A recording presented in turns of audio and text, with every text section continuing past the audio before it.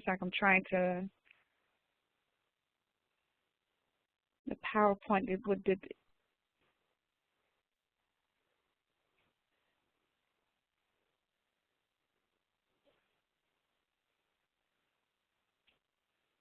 I'm sorry, Mandy, can you hear me?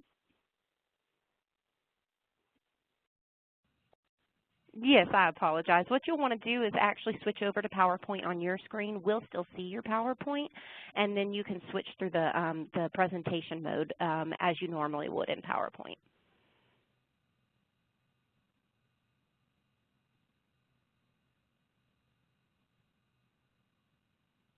And go to from beginning and the slide from beginning slideshow. Use your arrows to go to the next slide now. Yes, we've got it. Okay. Disaster averted. Okay, what is the secret to success? And I really like this because everyone needs to have some form of secret to help them to become successful, whether it's organization, whether it's preparation, whether it's having a good mindset. So planning and preparation are definitely the two key secrets to success. Student achievement begins with an end in mind for the teacher. It takes a plan of expedition to execute greatness in the community of the classroom. And what I'm saying there, when you look at the end result, you're trying to develop a pathway, a roadway that will get you to that end result.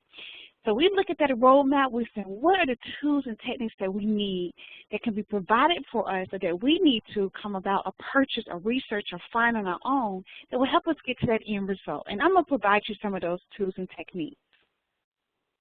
Who do you need to know? Get to know the principal in the school. It could be more than one. The assistant principals, the secretary, the guidance counselors, the custodians, cafeteria workers, media specialists, resource staff, teachers, and stakeholders. That's basically everyone. So you spend those few days either doing pre-planning or doing a summer vacation, just getting to know them. Whether you're just coming by to say hello, sending an email, as you're stopping in to work on your classroom or to gather resources or begin to prepare and plan, you might just want to ask them a couple of questions on where are you from, how long have you been in this particular setting, maybe where different resources and materials are located. How can you find something if needed? And for me, what I've always found to be very interesting is knowing the cafeteria workers and the custodians. They seem to know everything, along with the bookkeeper and the secretary. You can get valuable information, things that you didn't even think you might need, whether it's things to clean your classroom if you needed to clean your classroom, finding extra paper, how much your lunch will cost. All these things work together to help you become that great teacher and to be prepared, because when you're prepared and when you feel good about who you are and what you're doing, then the classroom will run much more smoothly as well. The stakeholders include those who affiliate and work with the school system as well, including the parents, those who have partnerships with the school, the PTA members. All of those are key people to know. In addition to that, know the school procedures. How is attendance taken? That is very important because attendance is very key.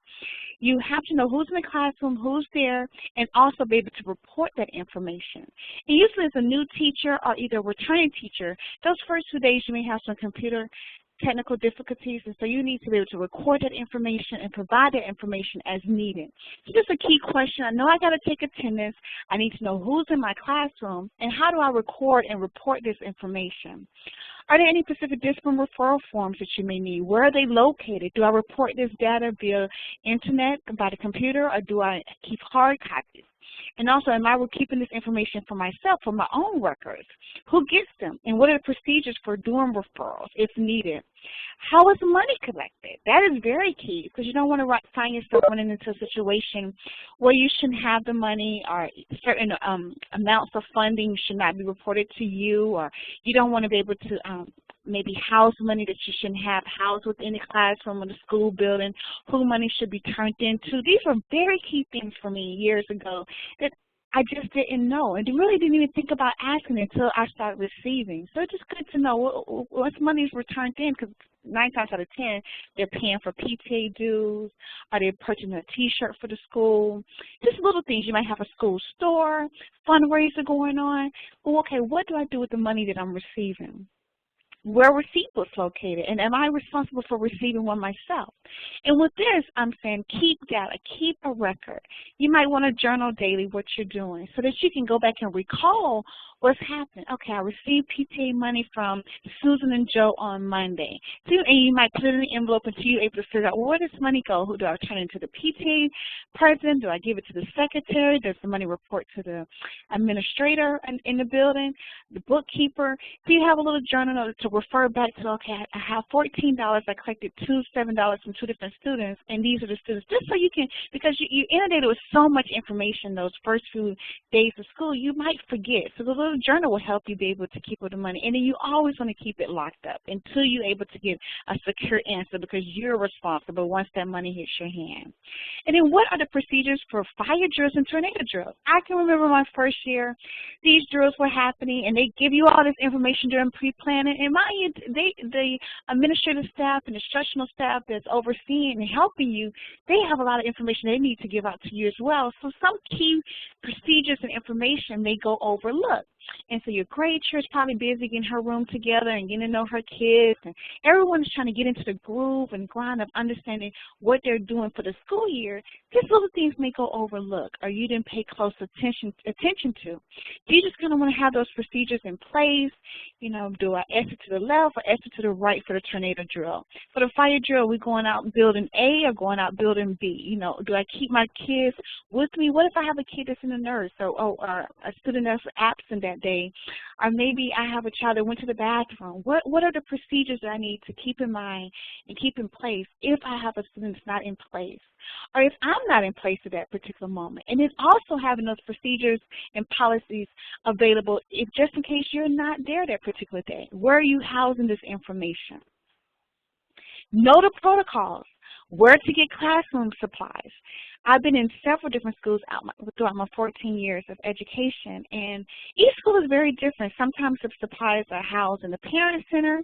Sometimes they bring supplies to you the first week of school. I've even been in schools where it wasn't available for me, so I had to realize I had to go out and purchase some of my own things. And so you just want to know, am I receiving supplies? Or if I need something, some of the basic supplies, do I go through the bookkeeper? Is there a form I need to fill out? Just some basic questions you would ask. What are the procedures for checking out, for student checkout and tardies and absences? This is another thing that I would keep in my journal. I usually journal every day, and now it's such a habit for me. I journal regardless, but when I'm at work, I make sure I write down key things that if I had to recall that information, I can go back and refer to it. So on July the 14th, I realized that Sammy had to check out early. So I just want to make a little note of that so that I can keep in mind, okay, Sammy checked out early. They called for him to come down to the front office. They said the mother was there to pick him up. So just in case if anything ever comes back, I can recall that information. I can recall that I was there that particular day, this student left early on that particular day, and just in case I need to go back at the end of the day and transfer that data into the computer system. I know here in Georgia we use Infinite Campus, and we have to record that data on an online system for a number of reasons. So it helps me to just keep an additional record of that information, because that's vital information about the student's attendance. Who has the substitute list? That's very key. And how subs are contacted? How do I record that I need a substitute? And where do I keep my substitute folder information available so that I can be prepared when I'm not in place? And we never know when emergencies may occur. I have 2 little ones, and so and it doesn't matter how much I prepare for that day. Somebody might wake up with a little fever or a stomach ache. And so I just want to make sure I have things in place just in case I have to have a sub in the building. What is the policies for work days? Leave days and snow days. We paid close attention here to the news on TV as well as the radio news to pay attention if the school is closed for that particular day or if there's a delay. But just what's the school policy? Is there a school tree where you'll be contacted by your grade chair or the principal? And then also for yourself, who do you report to? In my different experiences, sometimes we had to either report to the grade chair who was going to be absent or late, or we had to report directly to the principal. And in my past situation, the principal wanted us to send her a text if we was going to be absent. So just knowing those small little details that each community, each school culture is different so that you can know when you enter your environment. And what about extracurricular duties? You might have lunchroom duty, or either morning duty where you can make sure the students are reporting to class, okay, or afternoon duty, making sure they get on the bus or the car. And sometimes this information is given to you, but in some cultures, it's understood. And so in my experience, I realized that it's better for me to just go ahead and ask. We wait at the door for the students to enter, and is there a bell to let us know we all can go in, or can we just go ahead and start our school day so students enter to the classroom, and I'm just responsible for being at the door for dismissal. Just little details like that.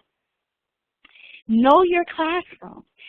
Seating arrangements, there are many different options. I left 3 of them on here for you: the chevron, the traditional classroom style, and the theater style. I've utilized all 3, and I also have put my students in groups as well, based on their capabilities and their learning abilities as well. And so you have to determine, based on your students and also based on the expectation of the leadership in the building, what's the best seating arrangement for your class and for your teaching style, and realizing that you're different from the teacher next door. So you have to get to know your students, know what is expected from them and what you expect to give them, to know what type of best environment you're going to have for them. And this changes based on grade level as well. This is more for upper grade level. But if you're in the primary setting, you usually have them in groups. There's a lot of interaction between the different students, and so group setting is usually the key for that particular age group. And then you kind of go to one of these particular settings when you get towards testing. But you have to know your environment and what suits best for your type of students. Prepare yourself for each day. As I mentioned earlier, keep a journal. I take a few minutes no matter what each day and journal my day, whether it's highlights, things I can improve on, or just key important information, because trust me, 9 times out of 10, you always have to refer back to something. Even during parent conferences, sometimes I have to pull out my journal, and if what I do, I use either different highlights or different sticky notes if I'm journaling little pieces about students that I need to keep in it as key, or if it's something I need to transfer over maybe into a discipline log book or into my instructional data notebook, just information like this. I can be able to refer back to that data and give concrete information. Prepare yourself for each day. Another key thing, a personal appointment calendar. The calendar is very key. There's always so many dates. There's professional development dates. There's grade level planning. You have the faculty meeting. You might have PTA night and instructional day. There's always so much going on. So for me, as a working parent, I end up merging my teaching calendar along with my personal calendar, just so I can know, okay, I need to take my son to the doctor on this day, but that evening I have PTA. Because you get to going, you well into the school year, you're well into your personal life, and next thing you know, you have to remember, oh, I had an appointment meeting with the parent at 5, but I got to take my son to the doctor at 3, so I got to make sure I can juggle that time, or maybe I need to reschedule that particular parent meeting, or either reschedule that appointment. So the calendar for me works for every year. And you know what I've done over the 14 years, and this is because it was told to me, I have kept each calendar every year. Now, mind you, over the years, you don't even need it anymore, but it helps me to just even go back and do personal reflections and to see how I've grown as an individual and as a teacher, and just to see all the different things I've done, because then I can go back, especially as you're resume developing and looking at telling other people about your career path. I can say, well, my first year, I was able to learn 3 different things because I took ESOL training, and by my 3rd year, I achieved Teacher of the Year, and I was able to use reflective data for my own personal calendars and journals just to see what I've done. So I love that type of documentation. And you know that's key for education anyway, just keeping documentation. A personal survival kit, I tell you, never fails. For me, either I'm going to get hungry, I'm going to need some change just to get maybe something out of the vending machine, or maybe my skirt may have a little cut or slit in it, or, you know, rubbed against the door a little bit and there was a little splinter, or either the staple was sticking out the wrong way. It's always something. And of course the breast mints and tissues and personal items that you may need. That survival kit works for me all the time. And even on some long days that I may have to stay at school, and I realized that. For me, I like to feel refreshed. You might want to also keep your just personal hygiene products in there if you want to brush your teeth, or maybe you step out with your colleagues for lunch and you don't have time to go back home depending upon how far you stay away from school, just to have those personal items with you. And even this past year, because I worked as a coach, I kept an extra set of clothing as well, because I would find myself after school doing other activities or whatever, and so I wanted to make sure I had an extra set of clothes just in case I needed to do other errands, either stay for a PTA program or not. And then make sure you have a sturdy bag. I now use a roller case as well as a bag. And you just never know what you might want to bring home. And 9 times out of 10, you bring so much home and you end up bringing over the same items right back to work. But at times you're going to those items if you lesson planning, or if you're looking at your instructional strategies, or if you're trying to analyze data, just have something sturdy so you're not carrying around things on your arms. My first 2 years, I used to carry so much just in my arm, and then my a good colleague of mine told me, hey, look, just get you a little roller cart. It's good on your shoulders, it's good on your health, and you'll see in the long run, especially back to the type of things you need, the right type of shoes. And these are some things you just don't think about. You're doing a lot of movement, and you're walking, and go ahead and invest in some things that make you feel good for the rest of the school year. Final quick checklist. Plan for your bulletin boards. I love looking online at different bulletin boards, and you can use your own creativity. Decide where you want to post announcements, menu, and calendar. Being consistent with these things really helps. Being organized and consistent really helps. And when I go in to help new teachers each year, I always try to help them become organized. Organization, it works for them throughout the whole school year. If you can, because if you're organized with it, and for instance, if you're not there a particular day, the students can tell you right off the bat, oh, Miss Solomon keeps that calendar right near the door. Her lesson plans are always on her desk. It just becomes routine, and it helps you feel better. It lets the day run smoother, and you're able to find information without being all over the place.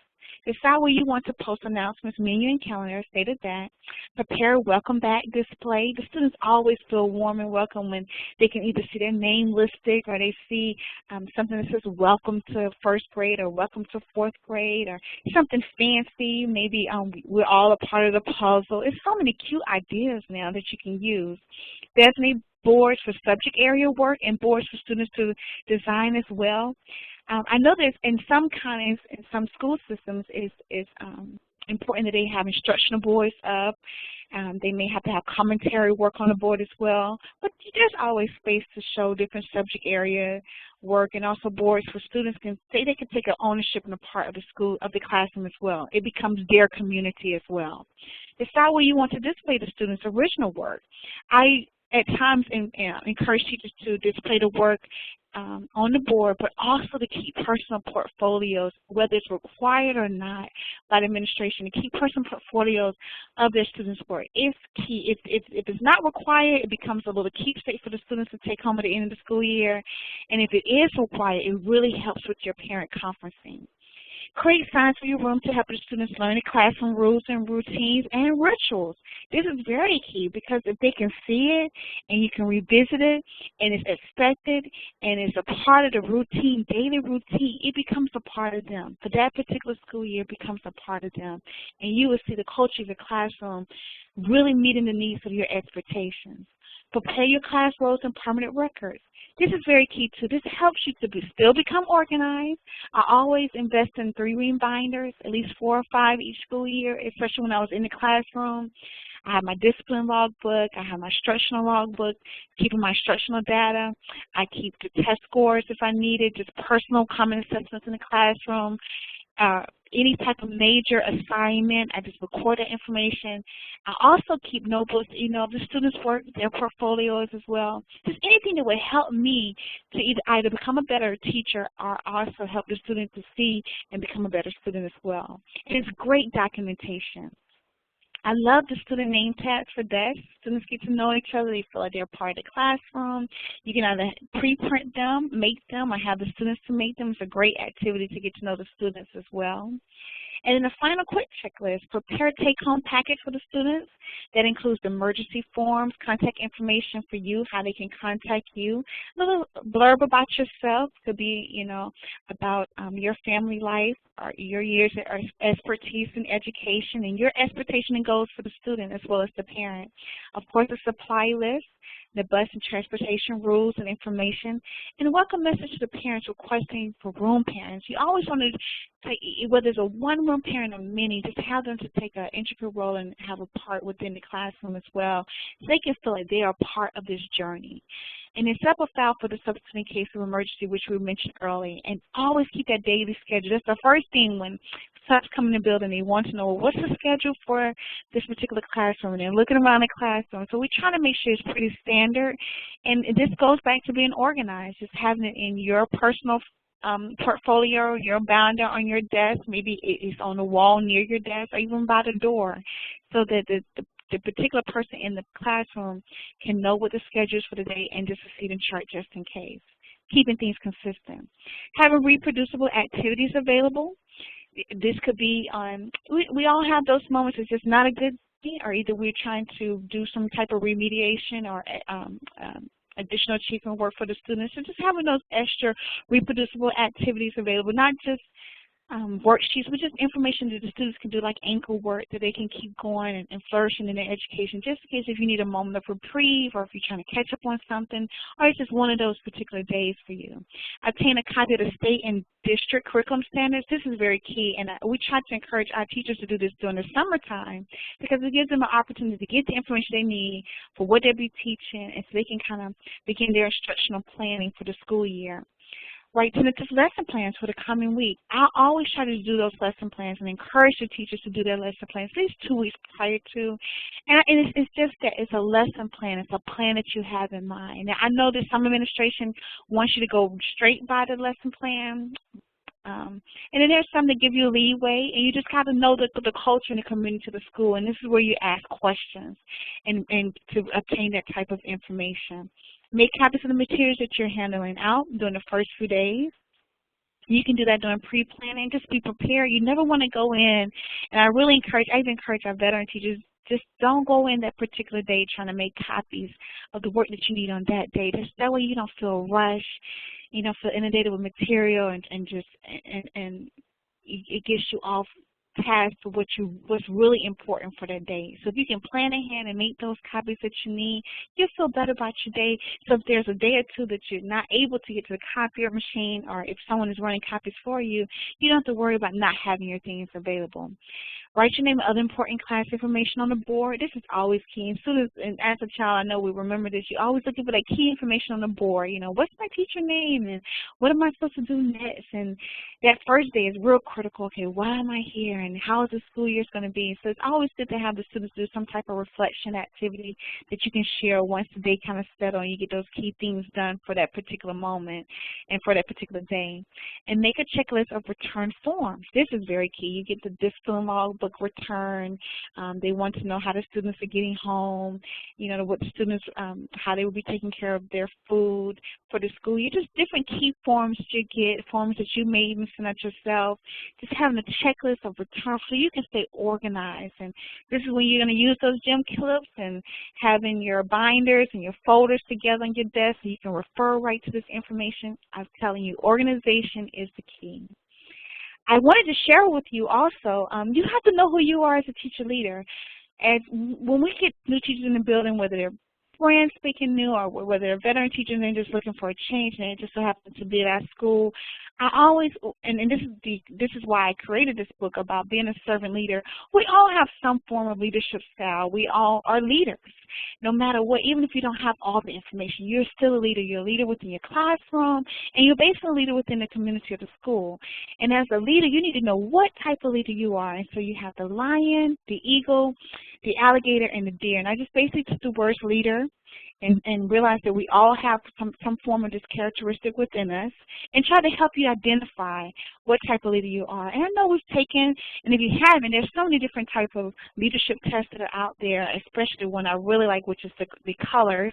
But this is just a little different spin on it. And so each year, my principal thankfully allowed me to give the teachers doing pre-planning the leadership test. They can identify what type of leader they are. And so jokingly through the school year, we'll say, okay, that's the lion, because the lion want to keep things going and they like things organized and on time. So it's just a little joke, and it keeps everything healthy and happy, and just to realize that if that person that you're working next door to is just a little different than you, maybe that particular teacher likes to have the music playing to the day and you hear it sometimes and maybe it aggravates you, or maybe the teacher on the other side has a very loud voice, and your voice is calm, just realizing that everybody brings something great and different to the table, and how can you appreciate what they bring.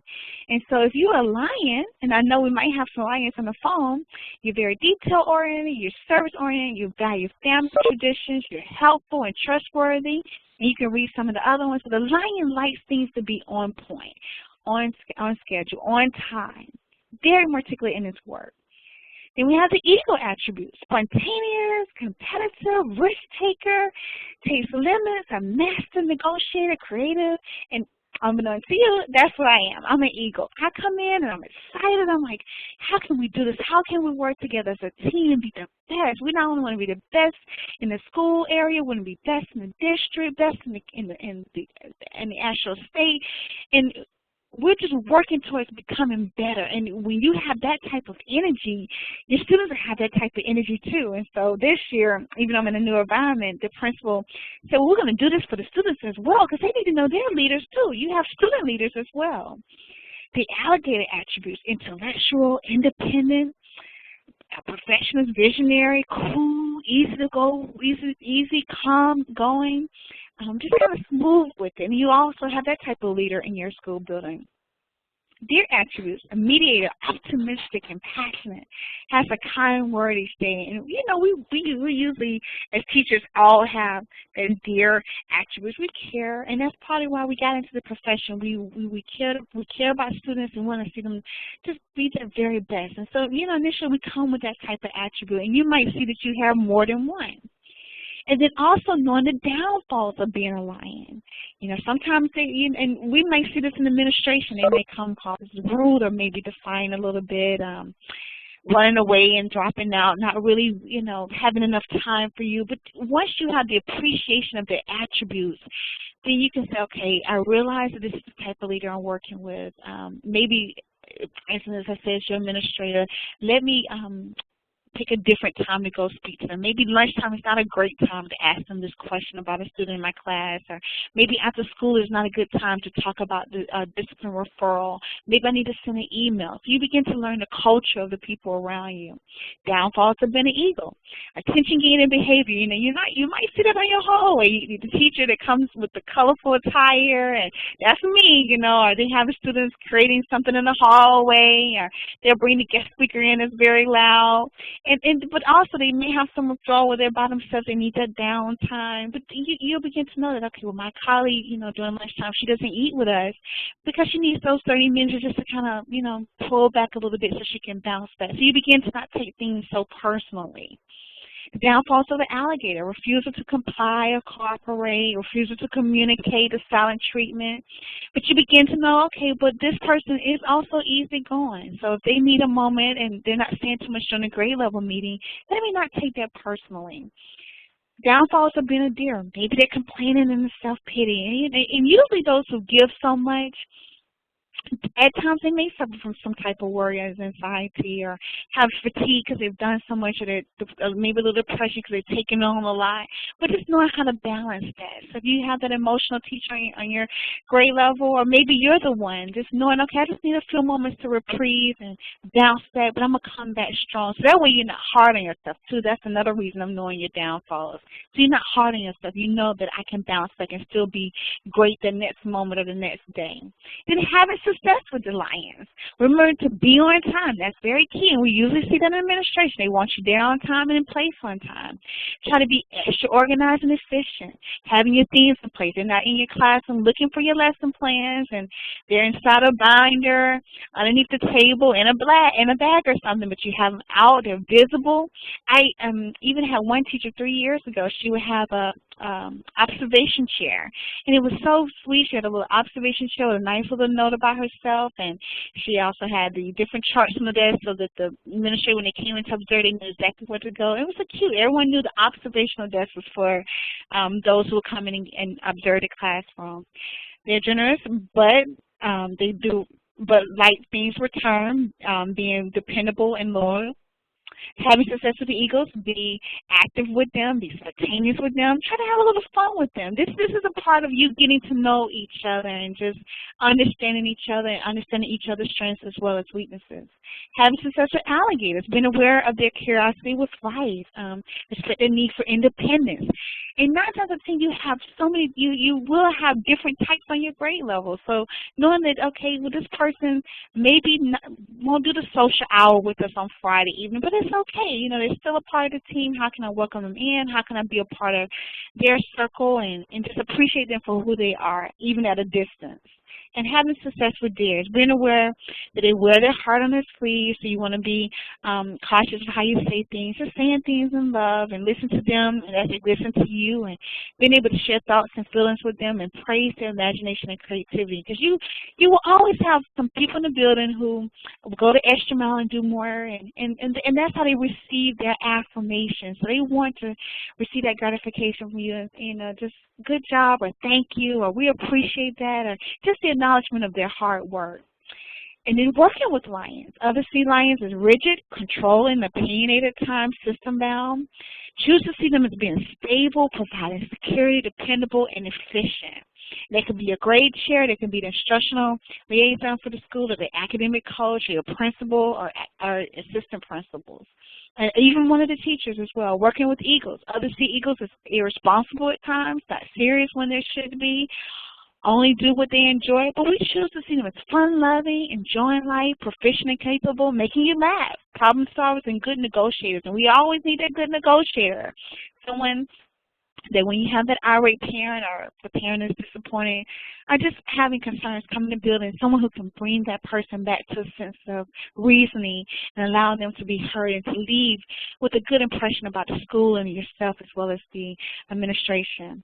Working with alligators. Others see alligators as arrogant and heartless at times, don't care about people, think they're superior over others. But we choose to see them as tough-minded, efficient people who are creative and visionary, and who are visionaries and who are original as well as unique.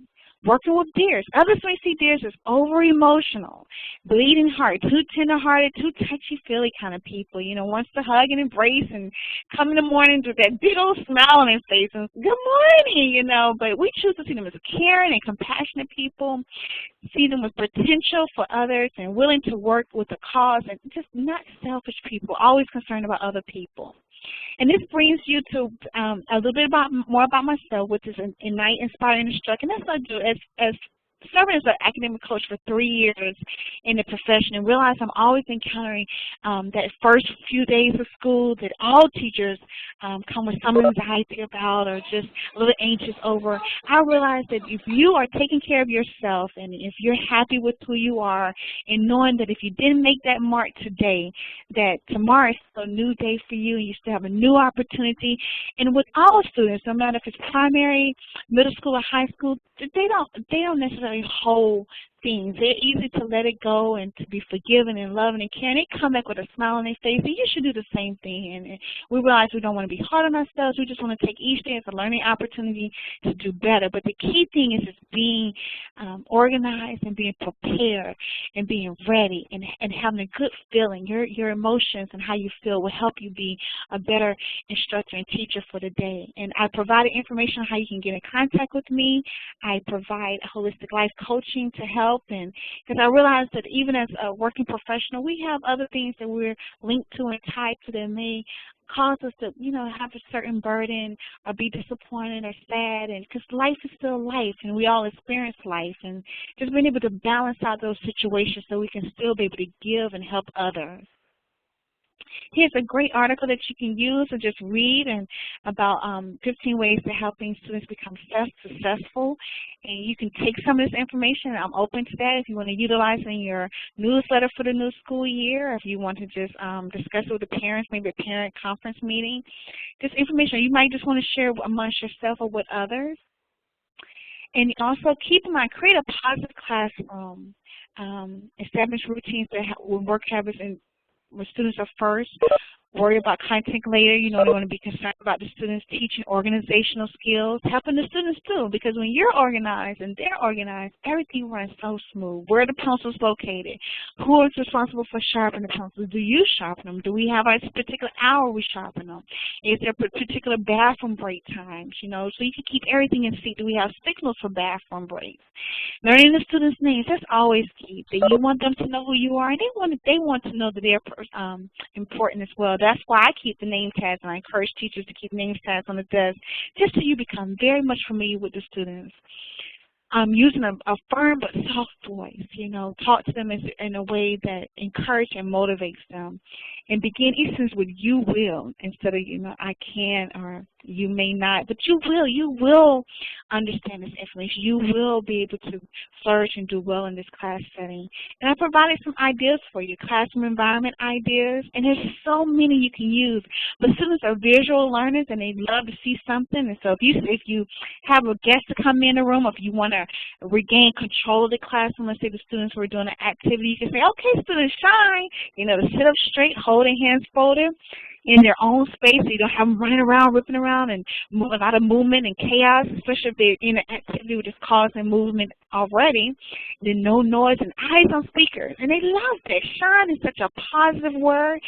I tell you, I learned shine about maybe 9 years ago, and I still hear it. So I use it so much, and as I go into different classrooms to observe other teachers, if the teacher did not use shine, I encourage them to use it. But if they have their own technique, it's fine. But if I find that I have to help the teachers regain control, they know Dr. Torberson coming in and say, "Shine." So I come in there, and if I realize she's struggling a little bit, and I give her a moment to kind of get it together she needs. But if it's of urgency, I'm like, "All right, boys and girls, shine." And they all eyes on me, and it's such a great feeling to just regain control, to have control of your community. Classroom management idea. This is great.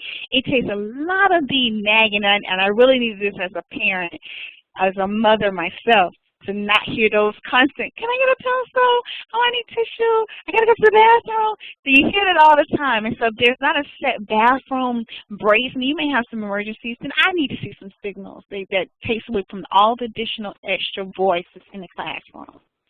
And they give me 5. That's another unique one. I love that. We use that one in the cafeteria sometimes, and it's just awesome to just have everyone with their hands raised up in the air saying, "Give me 5." And, you know, to give me 5, and to just put their eyes on the speaker at that moment. This is an activity that you can take. You can use it throughout all grade levels, and it's called CUPS. I created it a couple of years ago, and I thought it was so unique. And so during math class, I have a couple of teachers that have the CUPS on the desk, and because you find that you're using problem-solving strategies throughout really most of your math, and even in other subject areas. So they have the CUPS, and just a cute little way to say, okay, we're in math instructions, a nice little visual to let the person know who's observing we're doing math, and that we're utilizing problem-solving strategy of CUPS and how to solve problems. So you can take that and use that as well. And I've listed some great websites for teachers, and there's always and even in different areas and states, I didn't list this, there's always so many giveaways during this time of year where you can get a little extra freebies and extra stuff and write grants, and it doesn't have to be anything lengthy, where you can get additional funding for your class and win a lot of things, whether it's money and activities, especially since we're moving now towards the science, technology, and engineering, mathematics, different things that help you to move those students up on a level. Remember, your parents are very key. You always want to have a very good rapport with them. Keep the doors of communication open with them. You always want to have some type of way of communicating with them. I love the idea of newsletters, but they like to receive a phone call. And just become aware of what your school expects from you. But even if the expectation is not set, do something to maintain that communication. I'm sorry, there was a question. Did I miss that? I thought I missed the question. I'm sorry. And I provided you a parent connection here. Parents, advocates, and allies, relationships and connection. Encouragers, notify, thank parents, stay active in the school community as well. Communicating with parents is a way you want to be proactive about it. Make sure you return phone calls. They want to know that they're important. And I find for myself, as a parent myself, it's best for me to do things right after school, right after the students are dismissed. Go ahead and take care of those key things that need to be done that I can do after school. But if it's something that's very important I need to take care of during the school day, I usually do it during my planning. And the way to admit your mistakes is just having that open communication. We do make mistakes. We fall short at times, and we may miss something. And that's why it's important to journal. And there's a way to go about having the conversation, bringing the light and attention to yourself, and thanking them and appreciating their efforts as well as a parent, and that's an intricate part of the learning of the environment. And just having that rapport with them. Even if you feel like you're right about something, just having that rapport, because you got to maintain this relationship throughout the school year. This is very key, and this goes in line with the journaling, but I even document everything because I correlate and correspond with those I work with through email. It's just key all the way around because people forget things, and I used to take it very personally, but then I realized, no, we just inundated with so much information.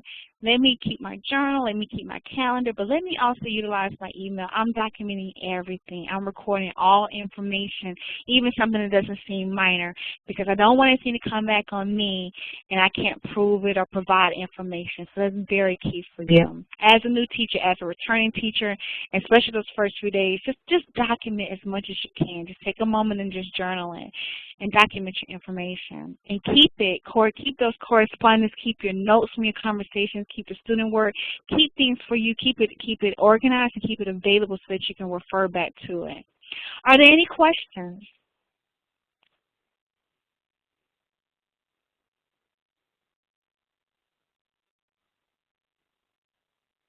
Okay, great. Well, a little bit about myself, and if you want to reach out to me, I'm always available. I've written now 21 books. I'm working on number 22.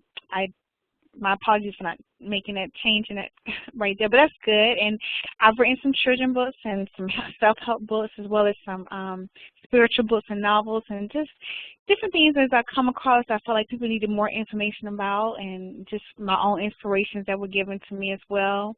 And here's some websites where you can kind of follow me and see what I'm doing and what I'm up to. And I enjoy inspiring and encouraging others and helping others. And I'm that alligator. The eagle. I want everyone to be happy. I do have some deer characters as well. So I just want you to be happy and whole, and just know that if you didn't make it today and you missed it just by a little bit, tomorrow is always a better day for you, and you can get there. So if you need to contact me, feel free to contact me. I'm available, and I thank you so much for this opportunity. And just keep in mind, with preparing for that first day, the key thing is organization and preparation. Just be prepared, get everything in place, and then begin to organize your information so you can refer back to it. Thank you so much, Mandy, for this opportunity. Well, thank you so much. This was wonderful. I could just listen to you all day. You're so excited about, and that's such a wonderful thing to see. And that's what we hope is happening for everybody, just that excitement in education and making that difference. And, if you know anybody, that I'm always letting y'all know, if you know anybody who is wanting to take that path and become an educator, isn't quite sure if they are what they want from that, then send them to us. We'll see what we can do for them. We'll help them find out if that's the path for them or not, answer some questions for them that maybe it's kind of difficult to answer. And of course, if you do refer them and they start the program, we'll send you a $25 Visa gift card as a thank you. But even more on top of that is, we're striving to be the greatest network of difference makers. And so we know that you can recognize that in a person, the same type of story that you had, maybe even better than we can at times, because you work with them, you know them in the everyday life. Maybe they're working in the school but they aren't certified yet, and you know that this is the best for them. So let us know if that's the case, and send them to us if you think they're interested, and we'll find out what they need.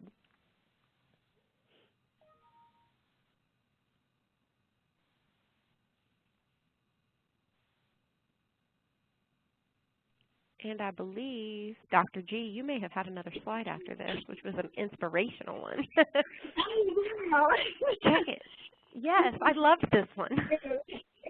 And I appreciate Mandy made everything look so beautiful. I love this one. So I was going to print this one out and frame it. But the best light in the world is the light bulb that I see when the students I teach get it. It's that thing and they just get it.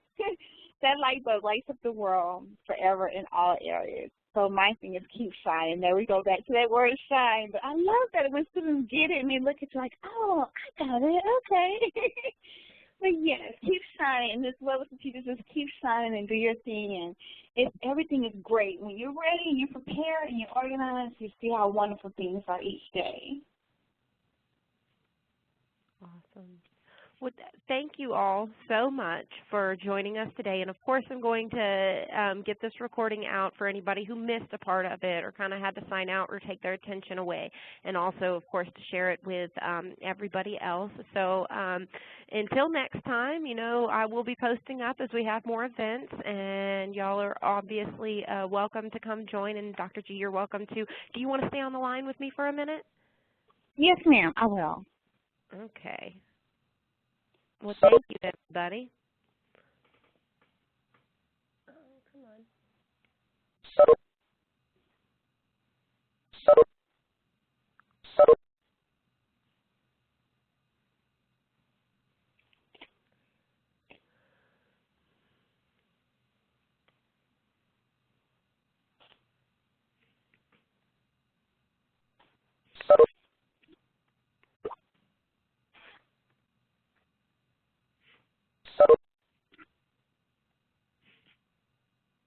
I lost it.